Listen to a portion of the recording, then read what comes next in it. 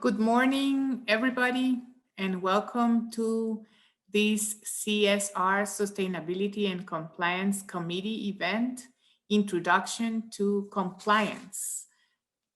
My name is Valesca Sterkel de Ortiz, and I am the Executive Director of AmCham Guatemala.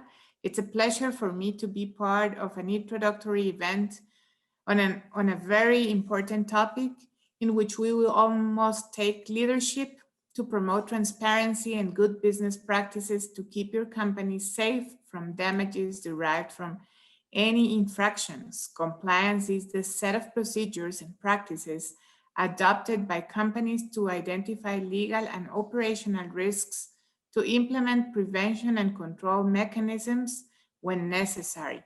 The implementation of these in the organization's favors an improvement before the competition since it denotes the commitment of the entity to comply with the laws.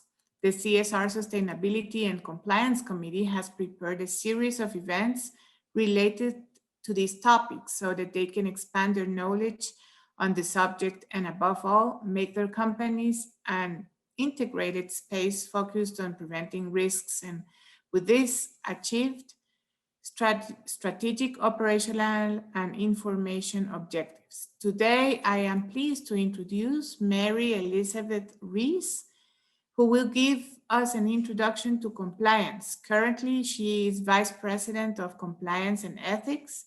She evaluates internal controls and compliance activities to determine where there may be opportunities to improve the compliance program and strengthen its financial reporting. In addition, the chairs the Corporate Compliance Oversight Committee, the Data Governance Committee, and oversees the compliance partners and network of compliance experts across the company. Mary Elizabeth, welcome to the floor, and the floor is yours.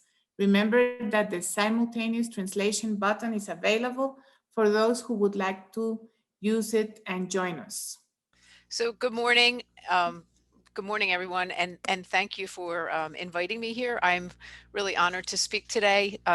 Compliance and ethics is a passion of mine. I've been doing this. I've probably been in the business for 35 years and dedicated solely to compliance and ethics for the last 10. And so I'm passionate about my work, and I'm really happy to be here to share it, answer questions, and assist you in any way that I can. So I guess I can start with my charts. I'll give you a high level look at what compliance really means. What is a compliance program? And again, this is a high level overview. So I'm not assuming anything, but it's very basic. So just, bear with me if you know some of this already. But a corporate compliance program is put in place. It brings together your procedures and your internal controls. And what we do is we address things like local laws and regulations considered federal regulations in our country to make sure that we are educating our staff and able to maneuver through the regulatory environment without infractions. We also have programs for fraud prevention. In the introduction, you heard the Data Governance Committee mentioned. And so when I talk about compliance and corporate compliance, this covers a broad area. When we think compliance, of course, we think fraud prevention and financial compliance, but there's also, and today this is huge, data security and cybersecurity, and the compliance around what happens to our data, what happens in our systems. I'm sure we're all familiar with our personal data and then our data at work. And so under the compliance umbrella, we have data security, information security, financial security. As well, in the company I work in, we do a lot of scientific research. And so our compliance umbrella extends to areas of regulatory research, human subjects. What does it mean to put a medical device in place? What are those regulations that we have to deal with our Food and Drug Administration? So they are the regulatory environment is what we're assessing as well. So a corporate compliance program, depending on the company that you're in, can be quite diverse.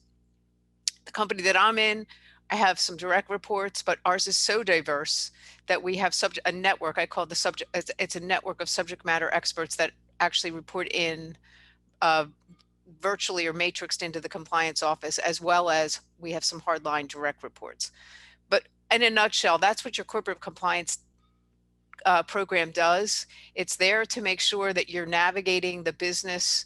You can grow the business and navigate the business compliantly with controls in place that prevent issues like fraud and infractions of the law.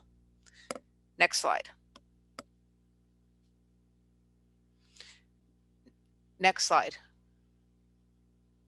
Okay, so what constitutes an effective compliance program? These are the basics in the United States that I'm using. We have something called the sentencing guidelines, and in the world of criminal litigation, if a party, a company, or an individual is found guilty and convicted, the U.S. Judges use what's called the sentencing guidelines to determine the remediation or punitive damages. So the sentencing guidelines are what we follow in the U.S. Effective compliance programs for the last 10 to 15 years have followed what in the sentencing guidelines they have defined as an effective compliance program. They outline the things that a company would need to have in place to create what's called an effective compliance program. And why this is important, the having the program in place, and actually not just having it on paper, but having it in place and having it be effective and following that program mitigates damages if there are issues down the road. If no company's perfect, I'm going to tell you, they're just not. There's always disclosures, there's always things that happen. I mean, we're all human, and there's human error. And there's always, every now and then you have a bad actor. But what the sentencing guidelines and the effective compliance program does is mitigate those damages. So I'm going to go through some of the basics, but again, these are based on what we have in the US. The first one is creating oversight. You need one person or one entity or one department that oversees it for the entire company so that it's all pulled together. I did this for my company in 2011. I went and looked across the company at all the different areas of compliance and pulled them together. And I sort of sit at the top now and oversee. And that's really important to make sure that everything's coordinated, we're compliant, and that those above me know what's going on. It's a communication line that needs to be put in place. I chair the Executive Oversight Compliance Committee. And what that means, this supervision over top of the compliance program, it's over the years, the government and the entities have held boards and senior leadership responsible for infractions of companies, especially ethical and compliance infractions. So it's really important to have somebody that runs the program and that has that ability to communicate up to the senior leadership and the board, and also communicate down to that compliance network and your staff. So it's sort of this one person that's in charge, and that's why it's so important. It serves as an oversight function, but it also serves as a communication function. The next thing that's really critical is policies, procedures, written documentations, SOPs, standard operating procedures. They are your controls. That is what you're supposed to be doing, what you say you're going to do, and then you need to do it because that's what you're going to be audited to. Really important. This is where you'll see code of conduct, which lays out, this is how my company, this is how, for example, I'll give you the one we just wrote. Here's what you can expect from our company. And I lay out in all these different instances where there's policies and procedures, in this instance, this is what our expectations are of the company and you as the staff can expect us to do. On the same token, in these instances with data security, cybersecurity, using our networks, this is what we expect of the employees. This is the conduct we expect you to follow. Respect for the individual. This is how we expect you to behave.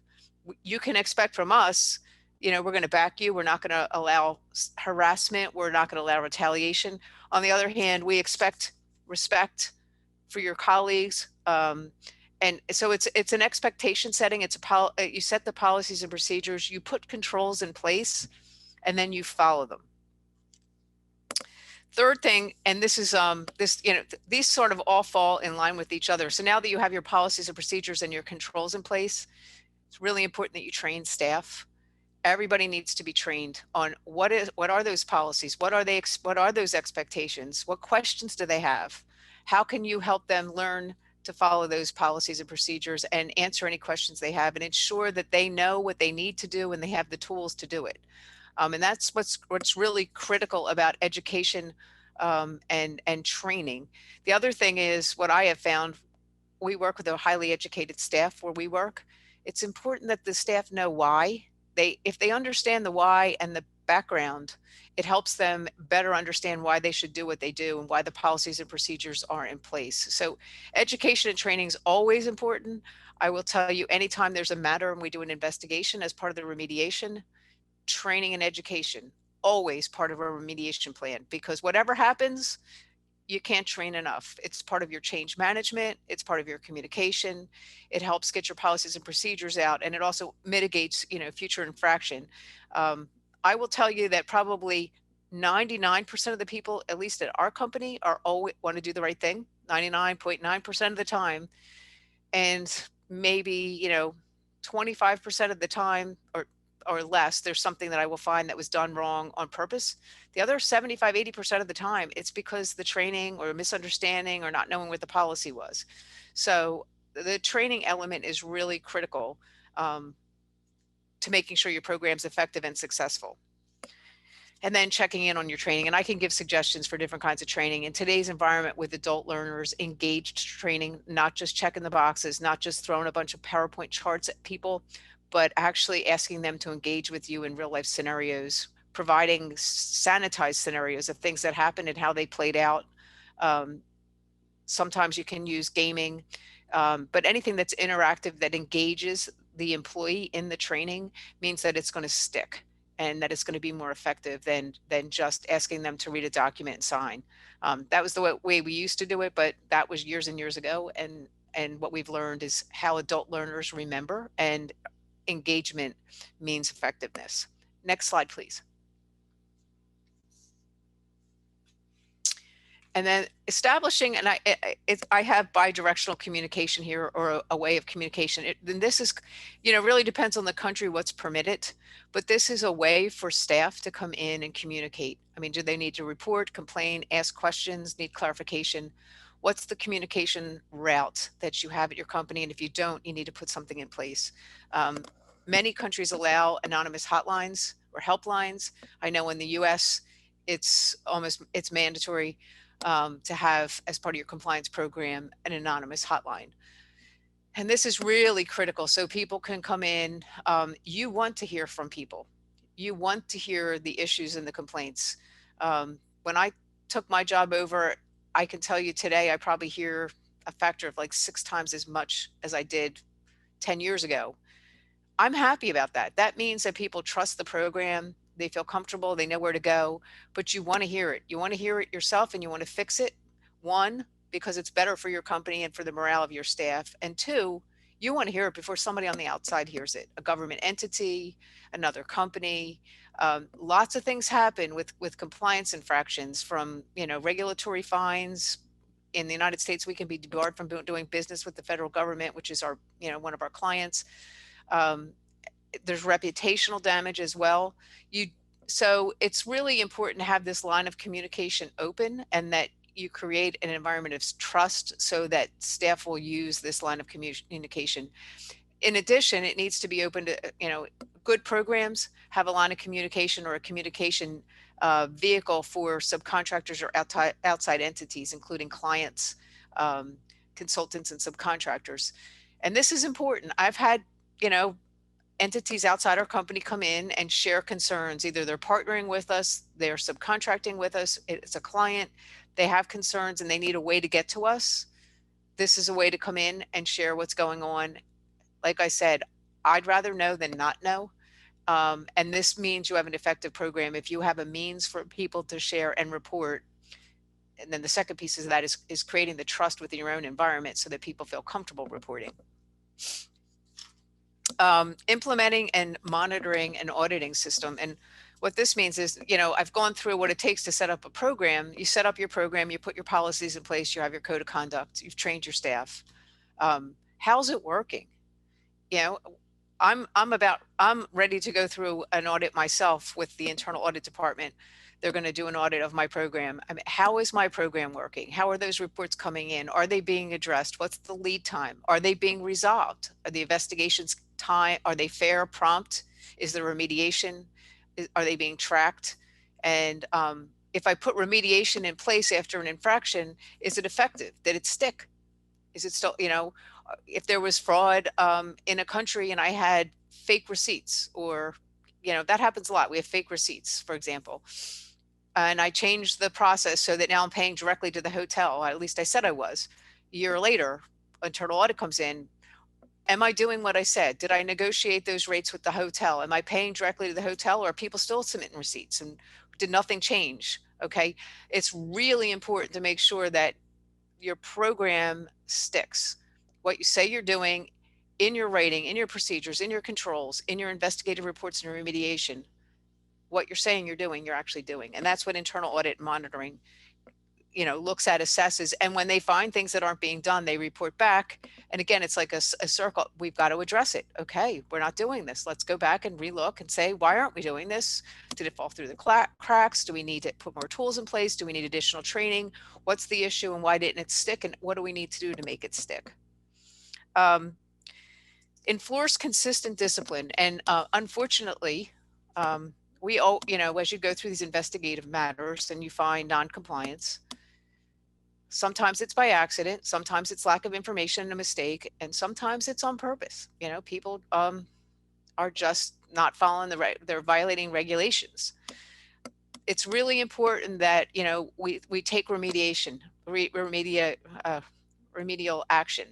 So whether that be say we have respect for the individual issues, and we've decided we're going to counsel an employee and we give them a written warning, or we hire them a coach, or we move their position, whatever we do, it's very important, one, that we document it, that we follow through, and that it is consistent. So that if we were to come in and audit the program, I would see that for this type of infraction, this is the disciplinary action that's been delivered consistently across the company, so that it's fair. I mean, it needs to be fair and consistent. So just because this person is in the C-suite, and this person is, an entry-level person, if they have the same infraction, they should have consistent remediation, consistent warnings, or whatever in the file across the board. And that's kind of what that means. And what it does is it prevents favoritism, or companies that protect certain individuals, which can hurt the company. I mean, you have people that bring in a lot of money, high salespeople, people at high levels that have a lot of influence for various reasons. My previous company, people came from military backgrounds, and they had super high level ranking where they came from, and they had a lot of respect, and people were afraid to touch them. But in your compliance program, you've got to be aware that you need to be fair and consistent across the board, and you can't let that impact the remedial efforts. They have to be the same. So nobody is protected. If somebody breaks the rules and you need to take remedial action, you're taking it consistently across the company. Can't stress that enough, because in the United States, we've had a lot of issues. And in the past, what they find is heads were turned, out of sight, out of mind. We don't see it because of the level of the people, and because of their stature, and a various number of other reasons, or because of how much money they bring in. That's not a good thing. And that actually will end up in long-term issues for the company, and where we see, decline and reputational issues, and then eventually legal matters. So really critical that everyone is, that the enforcement and the discipline is consistent across the board. And lastly, take the corrective action. And that's what I call the remediation. If you find something in your company that needs to be remediated, or it's a new compliance program that comes out, it's a new regulation, you need to put something in place. We need to figure out what is it that we were doing that's in non-compliance, and how do we correct it? And then how do we track that correction and make sure that it gets put in place? And we follow all of these steps. We take the corrective action, say we have to revise the way we do our hotel strategy on this project. Okay, so we revise the hotel strategy, then we have to communicate it, train the staff on how to do it. And then we have to audit it a year from now to make sure that it's happening. And we have to document the fact that we audited it. We have a policy or a procedure that's documented. So we follow all these steps in our corrective action, and make sure at the end of the day that we're doing it. We follow up to make sure it's stuck. Next slide, please.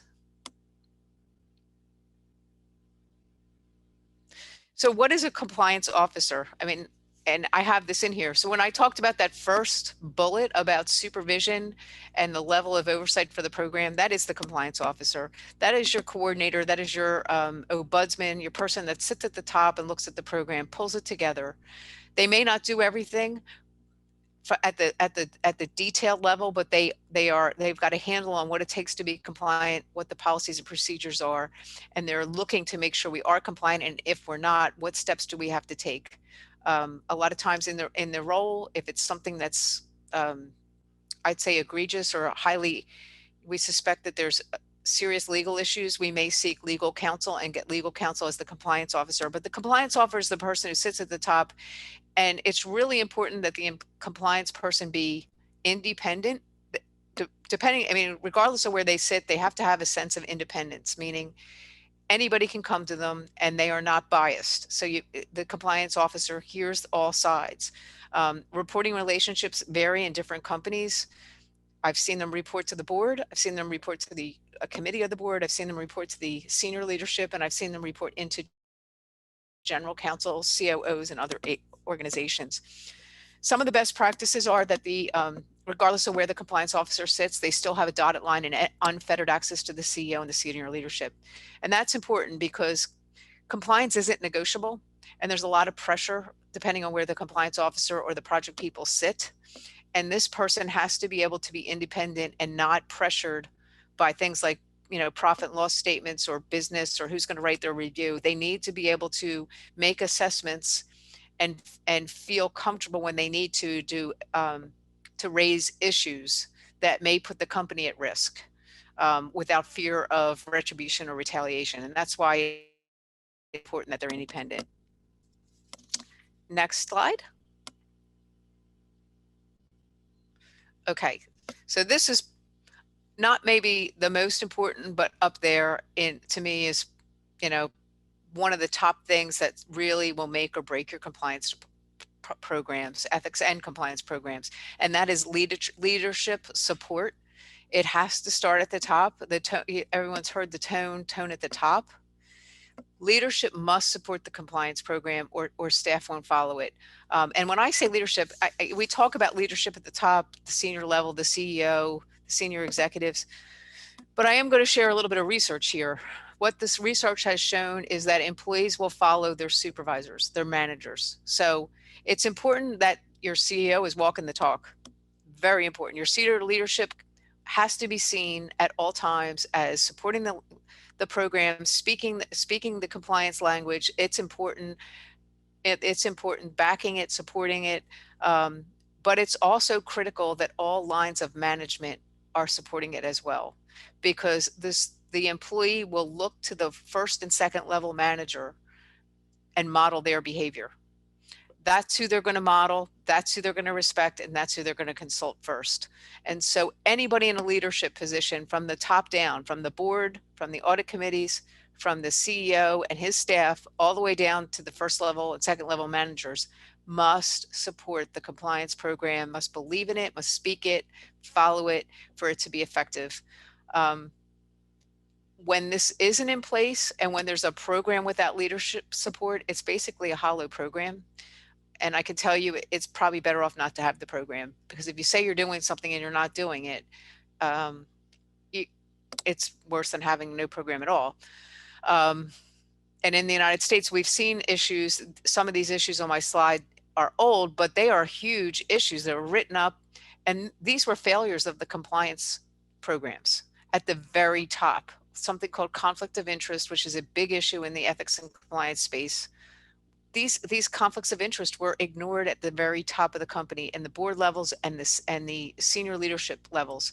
They were looked the other way. They had financial issues that were not compliant. They looked the other way.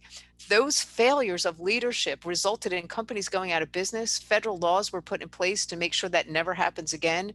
It's a complete overturn of the financial world and the compliance in the financial world because of leadership failure.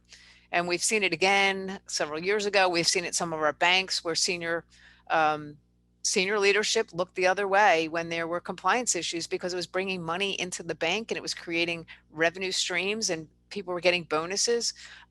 That's, you know, it created risk for the company, but it also created demise for the company. It hurt their reputation. Some of the companies are still around, but they've had reputational damage because of it. And they've lost, lost clients and customers.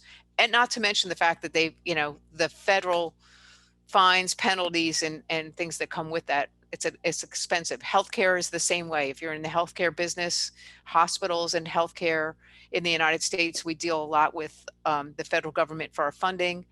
And when there are ramifications in those spaces, it really hurts. If the top of the hospital leadership is not ethical and does not support your compliance program, you're going to run into problems. You're going to have people, you're going to have compliance staff from the federal government sitting in the hospital with the hospital staff. And at times the hospital is going to shut down because of compliance issues. So very, very important.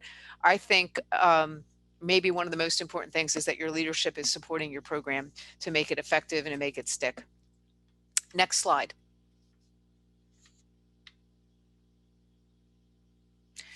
So assessing, appropriately assessing risk in the compliance world, and we have this in the risk world and in ethics, but there's risk assessment. Everything in compliance is a risk assessment. Everything in business is a risk assessment. You have to look at things, assess the risk, and then decide what action to take. When it comes to compliance, it's no different.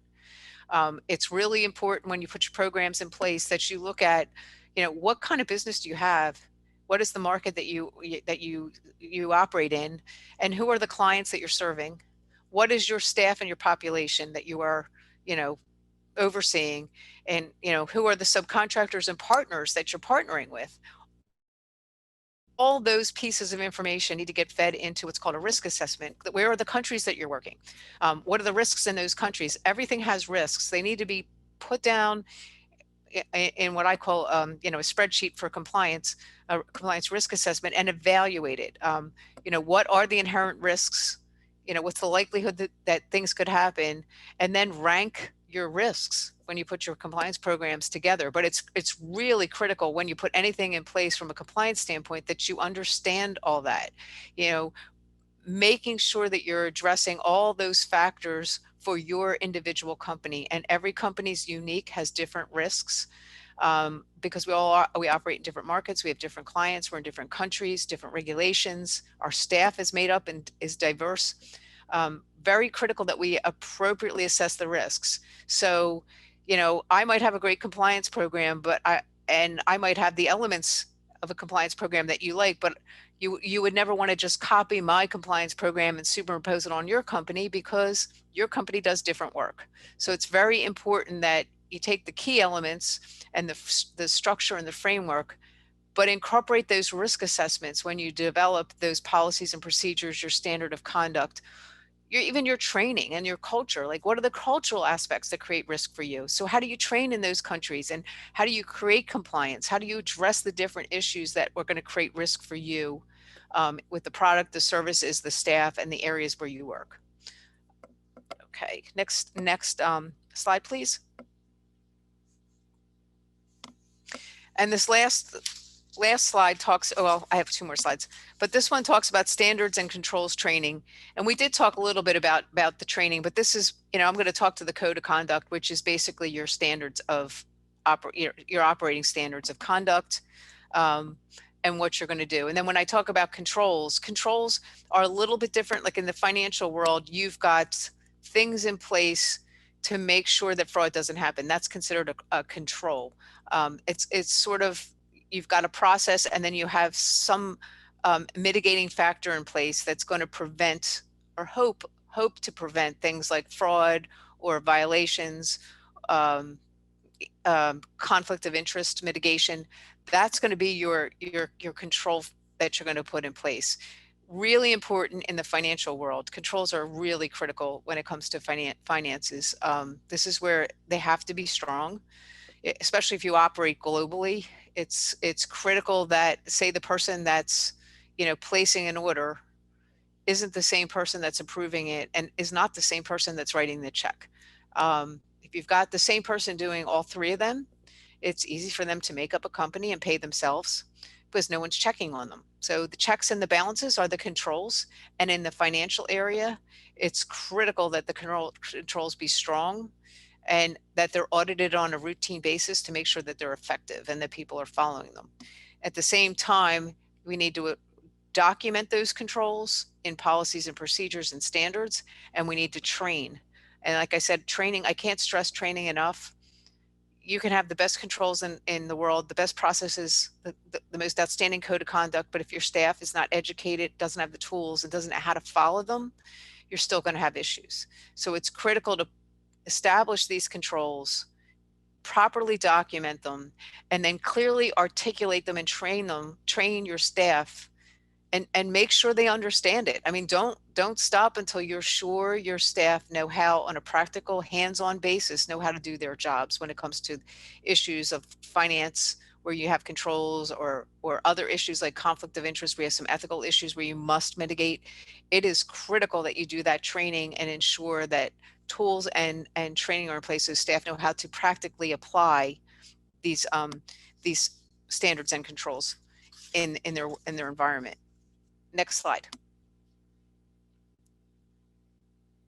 And lastly, it's board and C-suite oversight.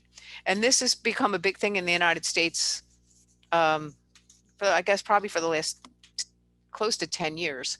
The government looks to the board and the senior level leadership and holds them responsible for what's going on in the company. So when we have board meetings, we and the committees that oversee the company, it's encouraged that they practice what they call disruptive leadership. They ask the questions, that they are informed, that they are knowledgeable. This is, the days of going to a board meeting and not looking at stuff that's in the weeds about compliance, they're gone.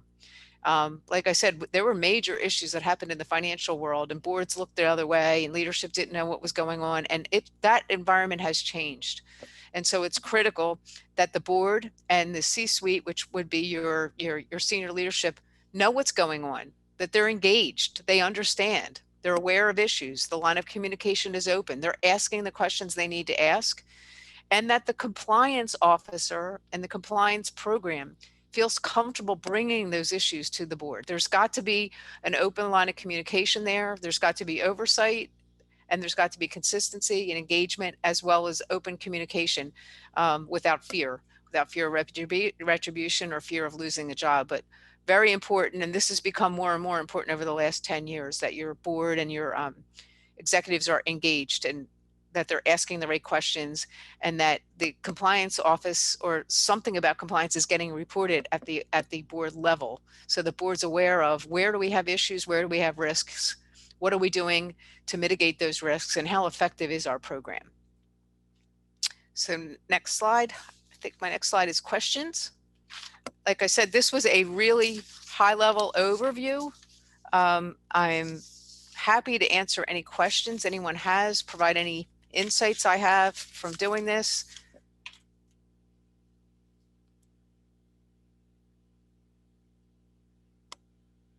I'm not hearing anything, so I assume are there questions, Tara?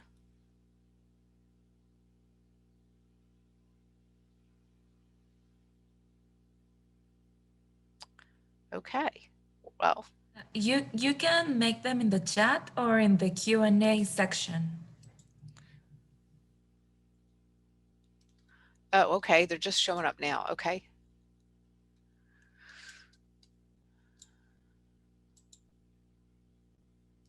There's one that I need translated.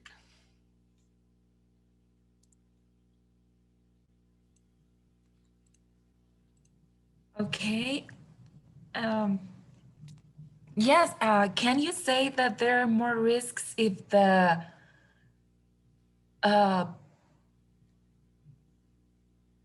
if the supplier is from the government? If the supplier is from the government, is that what I'm hearing? Yes, if there is more risks. Okay, so yeah, well, I wouldn't say there's more risk. I will say there is always risk when you're dealing with the government, local governments, federal governments, whatever. Negocios con el gobierno, federal, local, central, porque hay mayor regulación. Y si son el proveedor o el cliente, van a tener otro nivel de riesgo que tienen que evaluar. Las regulaciones son distintas y lo que las regulaciones significan. En los Estados Unidos tenemos muchísimas cosas que evaluar, especialmente cuando vamos a trabajar con oficiales de gobierno fuera de los Estados Unidos.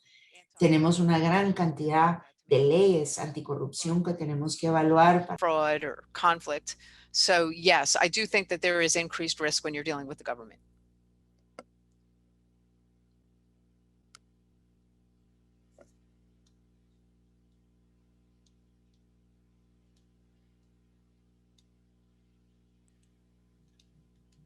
Thanks. The next question is for small companies. How can we implement the compliance program?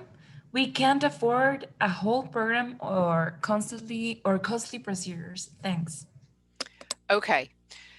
So a small company can implement a compliance program. I gave those 7 key elements. You don't have to do it real big. I mean, you can just make sure you have, the compliance person can be somebody that wears multiple hats, and look at what are the risks. What does your small company do? You know, what is your market? What is your product? What is your service? And then those 7 elements. I mean, what are the things that you really need to worry about from a risk standpoint where you might run into problems compliance wise? And how do you put that together? It can be as simple as a short little code of conduct, you know, maybe a 10-page code of conduct that lays out the areas where you think are risky and what the policies and procedures around them are. Doesn't have to be anything big. And then, you know, looking at most companies have some kind of internal audit, and if not internal audit, some financial audits or outside audits every year or every couple of years, or do self audits. There's a whole self audit program. I mean, there are ways to put things in place for small companies. They don't, you know, it doesn't have to be anything grand. It can just be as simple as, you know, putting those 7 items in place the way you can. Does your compliance officer work in the finance department, or are they an HR person? They don't have to be dedicated. And like I said, it could be a short little code of conduct. Just make sure you're checking up on it. I would make sure that you're doing the training. And you can train trainers within the company, which is what we've done. We've trained trainers in the HR department. We've created ethics ambassadors that are people that have other jobs that we've trained. So it can be done on a small scale. Okay, I see another one that needs to be translated. Yes, thanks, Mary Elizabeth. The next one is, how were the bankers penalized for the 2008 and the 2009 crisis with the mortgage boom? Yeah, there's a lot that went into that. And when you say how were the bankers penalized, I would say this: a lot of them aren't in business the way they were before, you know, after 2008 and 9, after that boom and that crisis. Their markets, if they're still around, they look different today. And that is because there was very strong legislation in the US put in place, and laws and compliance programs. So in essence, the government highly regulated. We saw a complete overturn in our compliance program in the financial world because of that, and in the mortgage industry. The whole way mortgages and banking is done today is completely different.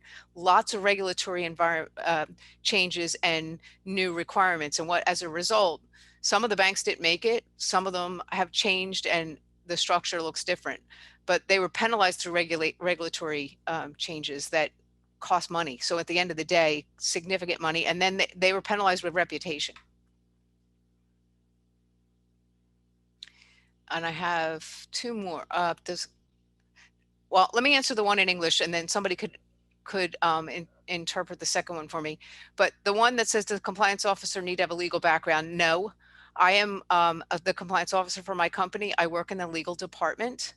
I do not have a legal degree. I have a master's in business administration. I have a graduate certificate in international compliance, and I've worked in the legal department for 10 years. My background is not in law, but I've taken a lot of classes that are pseudo legal, but it doesn't have to be, you don't have to be a lawyer to be a compliance officer. You do have to know when to seek legal counsel, which is what any good compliance officer does, whether you're an attorney or not, you need to know when to seek a lawyer for help.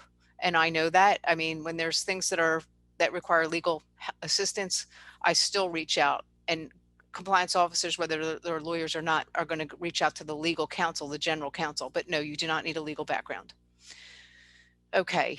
And Okay. I have some resources, and the training for compliance officers, you'll see a lot of them are not lawyers. Okay, then I have something. There's one that's maybe I can sort of understand it, but not really. So sure. The other one is related. Does the compliance officer require a specific profession? That's what I thought it said. I almost did a good job of interpreting that one. No, it doesn't. But I work for a company that's I've been in the job for 10 years, and we have a lot of scientists and highly educated people where I work. I also work in the legal department. I believe in continuous education. My company is big. I went and got the certifications. That being said, no, it does not require the certifications. It's probably a good idea because the education is really good. There are programs out there, lots of training, lots of webinars. It is not a requirement. What's really a requirement is, a person with great integrity, a person that is strong in their convictions, and that can stand up and be independent, and not be swayed. You need to have some kind of desire to understand regulations and how to make them apply. And I think one of the biggest pieces for me in compliance is not only understanding the legal framework and the regulatory environment and what's compliant and what's not, but it's also establishing those relationships with people and establishing trust. So like I said, you can educate people and understand where they're coming from to help them get compliant. But no, you don't need the certifications. There are certifications, and they're not expensive, that you can get. There's a number of different ones, and there's also ones that don't require certification, lots of training. Thank you, Mary Elizabeth. The other one is, at what institution or where can one obtain the certification to provide this service? At what institution? Okay, so there's something called SCCE, and I will provide the link. It's Society for Corporate Compliance and Ethics. There's also HCCA, which is the healthcare equivalent. They are sister organizations. Their whole focus is on compliance and ethics and it's international. They cover every aspect of compliance you could think of. So, the HCCA and the SCCE, they're sister divisions. So if you belong to one, you can go back and forth between them. They have the best training I've seen in the industry. They also have an incredible network of people and resources that you can tap at any time. So that's where I've got 3 certifications, and I went through them, and I highly recommend them. Yes, it will be pretty much appreciated if you share the links. Will do. Thanks. The next one is, how is compliance handled in family businesses, especially with family members? So that's conflict of interest. And that's, we hire family members. What's critical with conflict of interest, especially with family, so you want the best person for the job.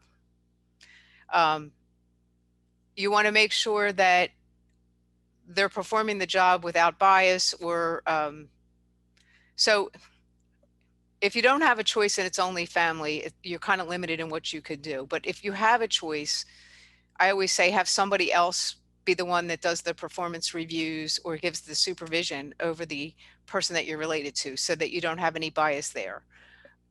Truthfully, when it comes to what we call write-up mitigation plans, if you have to have a family member working for you, you need to write up a plan on how you're going to supervise and evaluate that person. And it's got to be based on work and performance only. Very hard to do, because when family brings bias and conflict, what they call conflict of interest, into the mix. But if I were running a business and I had family that I was supervising, I would have mitigation plans in place, or some kind of written document that talks to, okay, my nephew's working for me and he reports directly to me. Okay, I can't mitigate that risk because I don't have anybody else to manage them. But here's his job. Here are his duties. Here is how I'm going to evaluate him on these things, whether he meets them or not. I'm going to meet with him on a quarterly basis, going to give him back this feedback, and then you have to do it. It's the, you know, there family is tough, but trying to be as objective as possible and not attached to the family relationship. You know, it requires the person that's related to take a step back.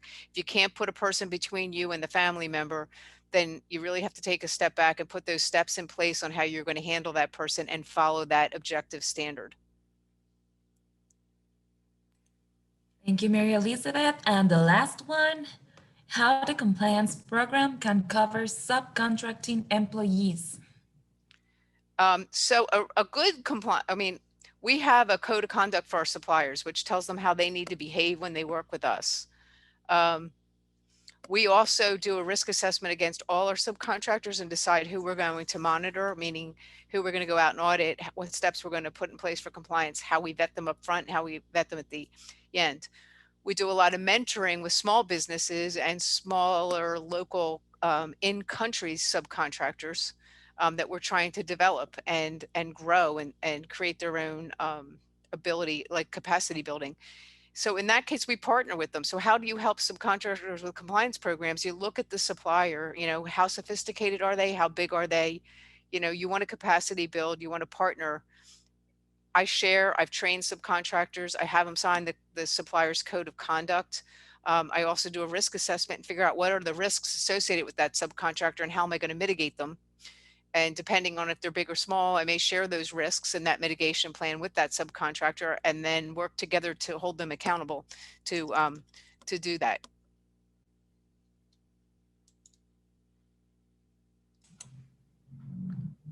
Thank you so much, Mary Elizabeth.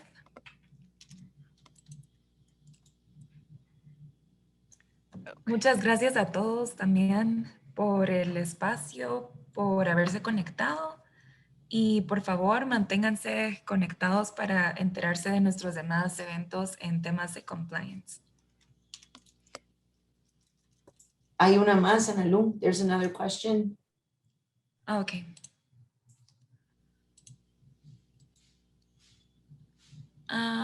In the case of in-house subcontracted employees, how the Yes. compliance program covers them? Oh, we treat them the same. If they're in-house with us, they take all our training. They're subject to our code of conduct. I treat them just with the exception of a few things because of the way the laws are written. There's something called co-employment where I can't, I have to be careful not to treat them like employees. But as far as the compliance goes, they are required to sign our code of conduct and they are required to take our mandatory training in compliance areas. And I hold them responsible, just as responsible as I do our employees. So they are required to do a lot of the same compliance training programs and they're held accountable. The difference is if there's a matter with the subcontractor, it's a lot easier to, I shouldn't say this, but you know, if you find a subcontractor is violating your code of conduct or has a major compliance issue because they're not an employee, they're easier to get rid of. You just discontinue and let them go.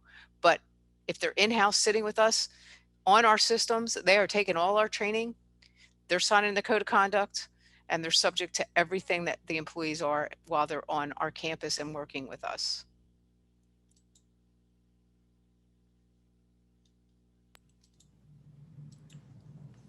Thank you, Mary Elizabeth.